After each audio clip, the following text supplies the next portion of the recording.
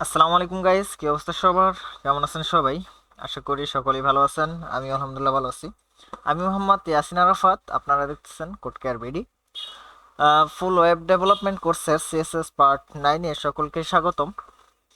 আমরা আজকে কথা বলবো আইফ্রেম নিয়ে। আমরা দেখব যে কিভাবে আইফ্রেম কাজ করে এবং আমরা কেন এইচটিএমএল এ আইফ্রেম ব্যবহার করতে পারি।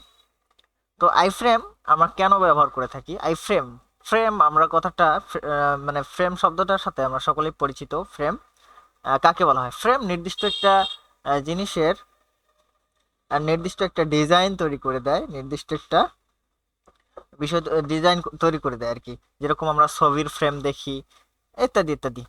তো ঠিক একইভাবে এইচটিএমএল এর মধ্যেও আমরা ফ্রেম এই জন্যই নিয়ে থাকি।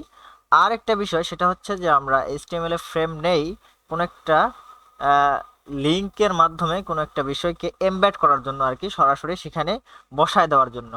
তো আমরা এই আইফ্রেম দিয়ে আমরা ইউটিউবের ভিডিও শো করাতে পারি, এরপর বিভিন্ন ওয়েব পেজ লোড করাতে পারি সরাসরি।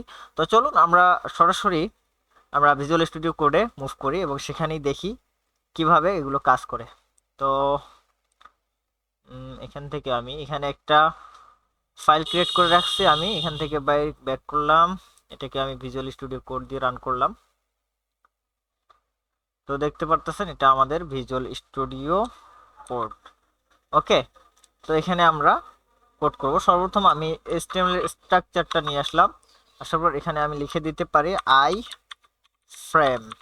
ওকে, সেভ দিলাম। দেওয়ার পর এটাকে আমি যদি ওপেন উইথ লাইভ সার্ভার করি তাহলে দেখতে পারতেছেন এখানে আইফ্রেম নামের একটা ফাইল ওপেন হয়ে গেছে। তো এখানে আমি যেটা করব সেটা, এখানে একটা পি ট্যাগ নেই, পি পি নিয়ে আমি লোরেম লোরেম দিতে পারি 100 দিলাম টার্গেট। এখন এখানে আসেন, দেখেন এখানে একটা পি ট্যাগ চলে আসছে, আমি এটাকে রিসেট করে দিলাম। ওকে, এটা এখানে পি ট্যাগ চলে আসছে।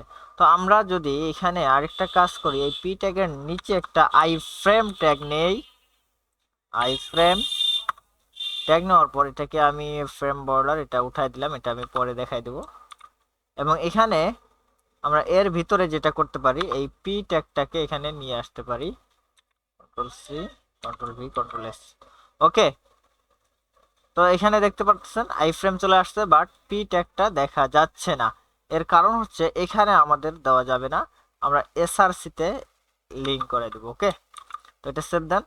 দেওয়ার পর এখানে আমি যদি এর আগে এই যে এটা দেখতে পারতেছেন, এই ফাইলটা আমি এখানে ধরাই দিই। ওকে, তো index.html আমি এখানে দিলাম, index.html এখানে দিয়ে দিলাম। এখন সেভ দেন।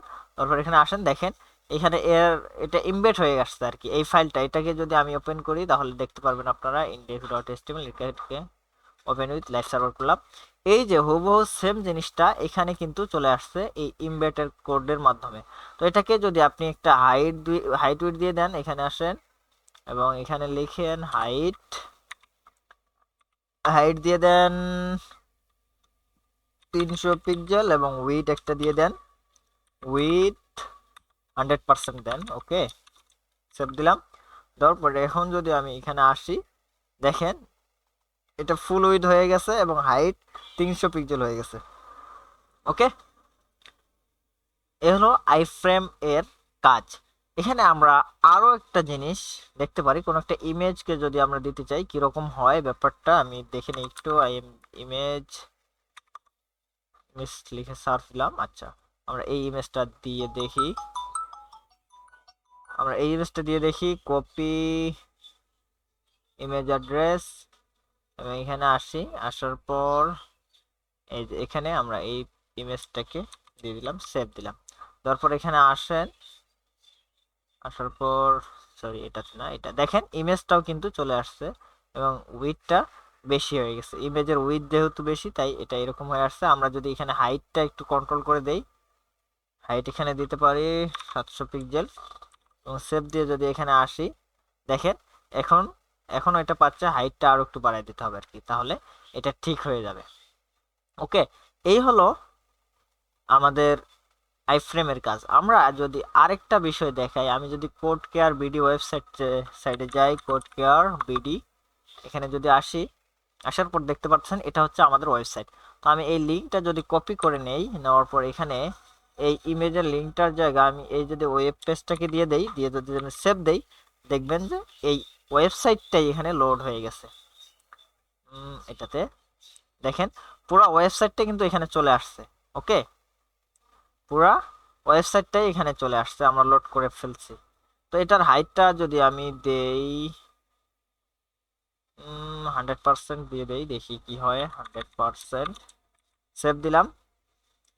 এখানে আসেন, 100% হয়েছে নাকি পিক্সেল হয়েছে?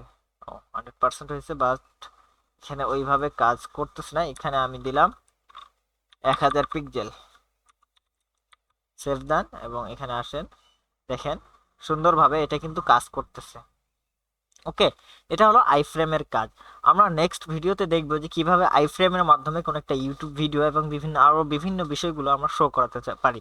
তো আজকের ভিডিও এতটুকুই। যদি আপনাদের ভালো লেগে থাকে অবশ্যই আপনারা কোড কেয়ার বিডি চ্যানেলটাকে সাবস্ক্রাইব করবেন, পাশে থাকা বেল আইকনটিতে ক্লিক করে পাশে থাকবেন, সেই সাথে লাইক কমেন্ট করে সাথে থাকবেন। যদি আপনাদের কোনো সমস্যা হয়ে থাকে, কোনো প্রবলেম হয়, অবশ্যই আপনারা কমেন্ট করতে পারেন, আমি অবশ্যই রিপ্লাই দেব এবং সমাধান করার চেষ্টা করবো ইনশাল্লাহ।